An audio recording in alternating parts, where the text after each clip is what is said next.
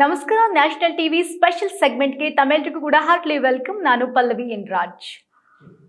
ಕಳೆದ ವಾರ ನಮ್ಮ ಸ್ಯಾಂಡಲ್ವುಡ್ನಲ್ಲಿ ಒಳ್ಳೆ ಸುಂದರವಾದಂತಹ ಸಿನಿಮಾ ರಿಲೀಸ್ ಆಗಿತ್ತು. ಯಾವುದು? ಒಂದು ವೀರಚಂದ್ರಹಾಸ, ತದನಂತರ ಯುದ್ಧಕಾಂಡ. ಯುದ್ಧಕಾಂಡ ಅಂತಂದ್ರೆ ಫಸ್ಟಿಗೆ ನಮಗೆ ನೆನಪು ಬರೋದು ಯಾರಪ್ಪ ಅಂತಂದ್ರೆ ರವಿಚಂದ್ರನ್ ಸರ್. ಯಾಕಂದ್ರೆ ಅವರ ಸಿನಿಮಾ ಯುದ್ಧಕಾಂಡ. ನಂತರ ಇತ್ತೀಚೆಗೆ ಯಾರಪ್ಪ ನಮ್ಮ ಯುದ್ಧಕಾಂಡ ಅಂದ ತಕ್ಷಣ ನಮ್ಮ ಥಟ್ ಅಂತ ನೆನಪಿಗೆ ಬರೋದು ಅಂತಂದ್ರೆ ನಮ್ಮ ಕೃಷ್ಣ ಅಜಯ್ ರಾವ್ ಅವರು. ಅವರ ಸಿನಿಮಾ ಅತ್ಯಂತ ಸುಂದರವಾಗಿ ಮೂಡಿ ಬಂದಿದೆ ಸಿನಿಮಾ. ಫಸ್ಟ್ ಡೇ ಫಸ್ಟ್ ಶೋನೇ ಸಾಕಷ್ಟು ಅಭಿಮಾನಿಗಳು, ಅಜಯ್ ರಾವ್ ಅವರ ಅಭಿಮಾನಿಗಳು ಸಿನಿಮಾವನ್ನ ನೋಡ್ಲಿಕ್ಕೆ ಸೇರಿರ್ತಾರೆ. ಆ ಸಿನಿಮಾದ ಕಥೆಯೂ ಕೂಡ ತುಂಬಾ ಸ್ಪೆಷಲ್ ಆಗಿದೆ ಅಂತಾನೆ ಹೇಳ್ಬೋದು. ಅಂದ್ರೆ ಇತ್ತೀಚಿನ ದಿನಗಳಲ್ಲಿ ಮಹಿಳೆಯರು, ಮಕ್ಕಳು ನೋಡ್ಲೇಬೇಕಾದಂತಹ ಸಿನಿಮಾ ಯಾವುದು? ಯುದ್ಧಕಾಂಡ 2. ಸಿನಿಮಾದ ಅಂತೂ ತುಂಬಾ ಕಥೆಯನ್ನ ನಾವು ನೋಡ್ತಾ ಬಂದಂತಹ ಸಂದರ್ಭದಲ್ಲಿ ತುಂಬಾ ಚೆನ್ನಾಗಿ ಮೂಡಿ ಬಂದಿರುವಂತಹ ಸಿನಿಮಾ. ಈಗ ಅಜಯ್ ರಾವ್ ಅವರ ಬಗ್ಗೆ ನೋಡುವಂತಹ ಸಂದರ್ಭದಲ್ಲಿ ಅಜಯ್ ಅವರವರು ಆಫ್ಟರ್ ಎ ಲಾಂಗ್ ಬ್ರೇಕ್ ಒಂದು ಒಳ್ಳೆ ಸಿನಿಮಾವನ್ನ ಕೊಟ್ಟಿದ್ದಾರೆ. ಹಾಗೆ ಅವರು ಪ್ರೊಡ್ಯೂಸರ್ ಕೂಡ ಆಗಿರುವುದು ಬಹಳ ಸಂತೋಷದ ವಿಚಾರ ಅಂತ ಹೇಳ್ಬೋದು. ಅವ್ರು ಸಿನಿಮಾ ರಿಲೀಸ್ ಆದಂತಹ ಸಂದರ್ಭದಲ್ಲಿ ಅವ್ರು ಹೇಳಿದ್ದು ಒಂದೇ ಒಂದು ಮಾತು: ಕನ್ನಡಿಗರು ನನ್ನನ್ನ ಒಪ್ಕೊಂಡಿದ್ದಾರೆ ಅಂತ. ಅದು ಕೂಡ ಬಹಳ ಒಂದು ಹೆಮ್ಮೆಯಿಂದ ಹೇಳಿದಂತಹ ಮಾತು ಅದಾಗಿತ್ತು.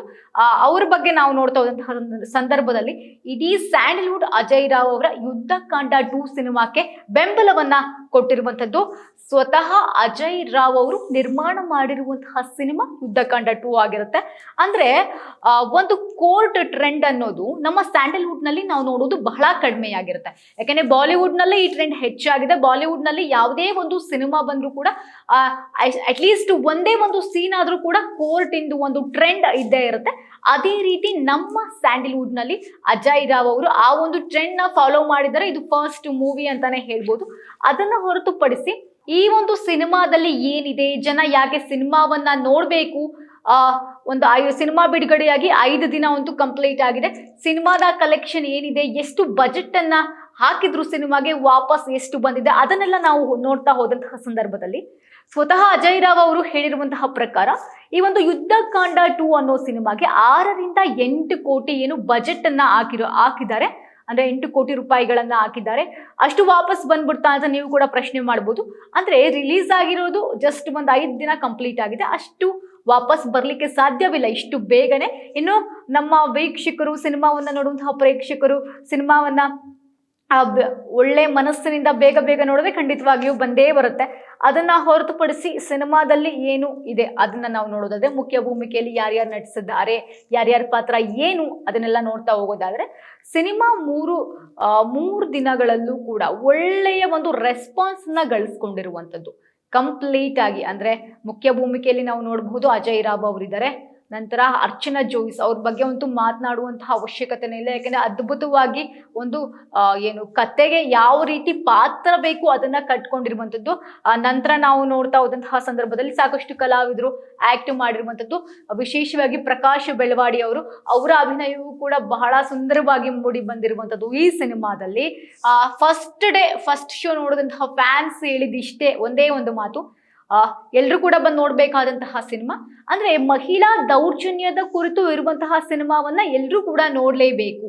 ಇತ್ತೀಚಿನ ದಿನಗಳಲ್ಲಿ ನಾವು ನೋಡಬಹುದು ಸಾಕಷ್ಟು ಕಡೆಗಳಲ್ಲಿ ಒಂದು ದೌರ್ಜನ್ಯವಾಗ್ತಿರುವಂತದ್ದು, ರೇಪ್ ಆಗ್ತಿರುವಂತದ್ದು. ಬರೀ ನಾಟ್ ಓನ್ಲಿ ಕರ್ನಾಟಕ, ಇಡೀ ಇಂಡಿಯಾದಲ್ಲಿ ನಾವು ನೋಡ್ತಾ ಬಂದಾಗ ಉತ್ತರ ಭಾರತದಲ್ಲಾಗಿರ್ಬೋದು ರೇಪ್ ಕೇಸ್ಗಳ ಸಂಖ್ಯೆ ಹೆಚ್ಚಾಗ್ತಿರುವಂಥದ್ದು, ಮಹಿಳಾ ದೌರ್ಜನ್ಯದ ಸಂಖ್ಯೆ ಹೆಚ್ಚಾಗ್ತಿರುವಂಥದ್ದು. ಮಹಿಳೆಯರ ಕೊಲೆಗೆ ಸಂಬಂಧಪಟ್ಟಂತೆ ಅಂತೂ ಯಾವ ಫ್ರಿಡ್ಜ್ ನೋಡಿದ್ರು, ಯಾವ ಡ್ರಮ್ ನೋಡಿದ್ರು, ಕುಕ್ಕರ್ ನೋಡಿದ್ರು, ಎಲ್ಲ ಕಡೆಗಳು ಕೂಡ ಮಹಿಳೆಯರ ದೇಹ ಛಿದ್ರವಾಗಿ ಕಾಣಸಿಗುತ್ತೆ. ಇದೆಲ್ಲ ಯಾಕೆ ಆಗ್ತಾ ಇದೆ?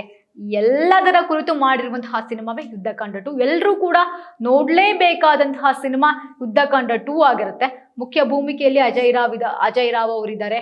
ಅವರ ಪಾತ್ರವೂ ಕೂಡ ಬಹಳ ವಿಭಿನ್ನವಾಗಿದೆ. ಒಬ್ಬ ಒಳ್ಳೆಯ ವಕೀಲನಾಗಿ ಸಿನಿಮಾದಲ್ಲಿ ಸಾಧಿಸಿದ್ದಾರೆ ಅಂತಾನೆ ಹೇಳ್ಬಹುದು. ಸ್ಟಾರ್ಟಿಂಗ್ ಅಲ್ಲಿ ಅವರಿಗೆ ಯಾವುದೇ ಕೂಡ ಒಂದು ಕ್ಲೈಂಟ್ಸ್ ಬರ್ತಾ ಇರಲ್ಲ. ಈ ಸಂದರ್ಭದಲ್ಲಿ ಅವ್ರು ಏನ್ ಮಾಡ್ತಾರೆ ಅಂತಂದ್ರೆ, ಈ ಒಂದು ಅರ್ಚನಾ ಅವರು ಬರ್ತಾರೆ, ಅವರ ಒಂದು ವಕಾಲತ್ತನ್ನ ವಹಿಸ್ಕೊಳ್ತಾರೆ, ಮಾತಾಡ್ತಾರೆ ಅವ್ರ ಬಗ್ಗೆ. ನಂತರ ಸಿನಿಮಾ ಯಾವ ರೂಪವನ್ನ ಪಡ್ಕೊಳ್ಳುತ್ತೆ ಅನ್ನೋದನ್ನ ನಾವು ಥಿಯೇಟರ್ನಲ್ಲೇ ಹೋಗಿ ನೋಡ್ಬೇಕು. ಒಂದೊಳ್ಳೆ ಸಿನಿಮಾವನ್ನ ನಮ್ಮ ಕನ್ನಡ ಜನ ಬೆಳೆಸ್ತಾರೆ ಅನ್ನೋದು ಎಲ್ಲರ ಆಶಯವಾಗಿರುವಂಥದ್ದು. ನಂತರ ಸಿನಿಮಾ ಎಷ್ಟು ಕಲೆಕ್ಷನ್ ಮಾಡ್ತು ಫಸ್ಟ್ ಡೇ ರಿಲೀಸ್ ಆದಂತಹ ಫಸ್ಟ್ ಡೇ ಎಲ್ಲರೂ ಕೂಡ ಹೆಚ್ಚಿನ ಮಟ್ಟದಲ್ಲಿ ಸಿನಿಮಾ ಥಿಯೇಟರ್ಗೆ ಬಂದು ಸಿನಿಮಾವನ್ನ ವೀಕ್ಷಣೆ ಮಾಡಿದ್ದಾರೆ. ಅದನ್ನ ನಾವು ನೋಡ್ತಾ ಹೋದಂತಹ ಸಂದರ್ಭದಲ್ಲಿ ಮೊದಲನೇ ದಿನ 24 ಲಕ್ಷವನ್ನ ಸಿನಿಮಾ ಕಲೆಕ್ಷನ್ ಮಾಡಿರುವಂಥದ್ದು. ಎರಡನೇ ದಿನ 33 ಲಕ್ಷ ಅಂದ್ರೆ ಹೆಚ್ಚಿನ ಜನ ಬಂದು ಸಿನಿಮಾವನ್ನ ವೀಕ್ಷಣೆ ಮಾಡಿದ್ದಾರೆ. ನಂತರ ಮೂರನೇ ದಿನ 30 ಲಕ್ಷ ಜನ 30 ಲಕ್ಷ ಕಲೆಕ್ಷನ್ ಆಗಿರುವಂಥದ್ದು. ಮೂರನೇ ದಿನವೂ ಕೂಡ ಹೆಚ್ಚಿನ ಜನ ಒಂದು ಸಿನಿಮಾವನ್ನ ವೀಕ್ಷಣೆ ಮಾಡಿದ್ದಾರೆ.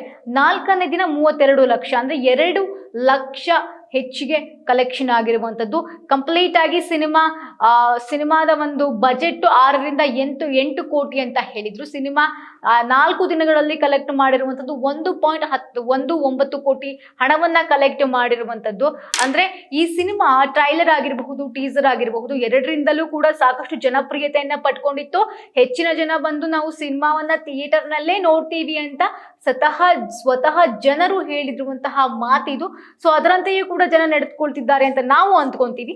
ನಂತರ ಸಿನಿಮಾಕ್ಕೆ ಏನಾದ್ರೂ ಮೌತ್ ಪಬ್ಲಿಸಿಟಿ ಹೆಚ್ಚಾದ್ರೆ ಏನಾಗುತ್ತೆ, ಸಿನಿಮಾ ನೋಡುವವರ ಸಂಖ್ಯೆ ಏನಾಗುತ್ತೆ, ಜಾಸ್ತಿ ಆಗ್ತಾ ಹೋಗುತ್ತೆ.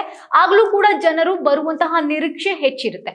ಅದನ್ನ ಹೊರತುಪಡಿಸಿ ನಾವು ನೋಡೋದಾದ್ರೆ ನಮ್ಮ ಕನ್ನಡ ರಂಗದ ಒಂದು ಬಹುದೊಡ್ಡ ಗೆಲುವು ಅಂತ ಯಾರು ಹೇಳಿದ್ದಾರೆ, ಅಜಯ್ ರಾವ್ ಅವರು ಹೇಳಿದ್ದಾರೆ. ಸಂತೋಷವನ್ನ ಕೂಡ ವ್ಯಕ್ತಪಡಿಸಿದ್ದಾರೆ. ಒಂದು ಸಕ್ಸಸ್ ಆಗಿದೆ, ನನಗೆ ಒಂದು ಒಳ್ಳೆ ಸಕ್ಸಸ್ ಸಿಕ್ಕಿದೆ, ನನ್ನ ಒಂದು ಸಿನಿಮಾವನ್ನ ಜನ ಇಷ್ಟಪಟ್ಟಿರುವಂಥದ್ದು ನನಗೆ ಬಹಳ ಖುಷಿ ಆಯ್ತು ಅನ್ನೋ ರೀತಿಯಲ್ಲಿ ಅವರು ಕೂಡ ಮಾತನಾಡಿರುವುದನ್ನು ನಾವು ಗಮನಿಸ್ತಾ ಹೋಗ್ಬೋದು.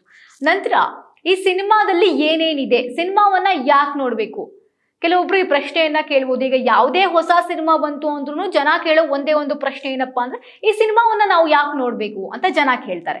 ಯಾಕೆ ನೋಡ್ಬೇಕು, ಈ ಸಿನಿಮಾವನ್ನ ಯಾಕೆ ನೋಡ್ಬೇಕು, ಅದನ್ನ ನಾವು ನೋಡ್ತಾ ಹೋದಂತಹ ಸಂದರ್ಭದಲ್ಲಿ ಒಂದೊಳ್ಳೆ ಸಂದೇಶವನ್ನ ಕೊಡ್ತಾ ಇದೆ ಸಮಾಜಕ್ಕೆ.